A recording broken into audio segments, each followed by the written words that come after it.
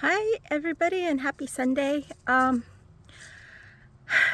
been spending way too much time in front of the computer playing with all the new gadgets that are coming out with all of the AI stuff, and I figured I should probably get outside and see how the garden's actually doing, since it's like the reason I created the YouTube channel to begin with, and it is kind of neglected and needs some love.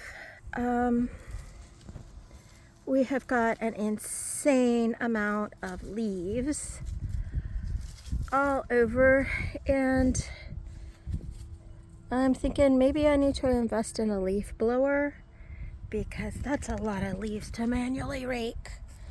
I spent the last half hour raking, and so I have some questions too. If anybody knows, please comment and let me know. This is green. I thought it was seeds from my vegetable garden that kind of flew out of the raised bed and was growing. But it actually, well, not all of it, but a lot of it actually looks like grass. But I don't understand, because we've had 2 frosts, and it seems like frost would have killed grass. So why is it growing now? I don't understand. So I really want to know if this is grass growing or something else, because when it's seasonal, I would like nice grass and not all weeds and dandelions. The other thing I'm thinking about is my pear tree.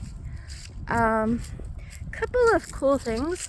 I guess they've moved onward, but with all the leaves fallen off, I can see that at least a couple of birds had made homes. Like, not a couple, actually 3. There's 3 nests that you can see now that all of the leaves are falling off. And I recently learned that this is like a really good pear tree. The pears are really delicious. It's not a Bradford pear tree, or it's a hybrid maybe. But the pears that do fall off, if you leave them long enough to get ripe, they're super juicy and sweet. So I wanted to trim this guy and prune him so that it gets more pears, but it's really tall and I'm really short. And even if I did get a ladder, I don't know what kind of a ladder, and then I'm afraid maybe my fat little rotund self might fall off. So that's kind of frustrating. It's something I want to do, and I'm not sure how to do it. We still have those fallen branches in the back. These love to drop branches. And there's one branch that fell that's broke that's just hanging because it's still kind of attached at the top. Tried pulling on it, it won't come off. But I lost the charger to my little Zeke saw, so won't be chopping that up anytime soon. And our neighbors, they hired somebody, and it took them 3 days to cut down all the trees around their house, which I don't blame them, because branches are falling like crazy. You don't want that close to the house. Luckily, our trees aren't close to the house, but so to come over here, just telling you about all the stuff. So these are our experiment in Brussels sprouts, and the plants grew. They still aren't dying, but they don't look all that happy. They never got sprouts though. They've been planted for a couple months now.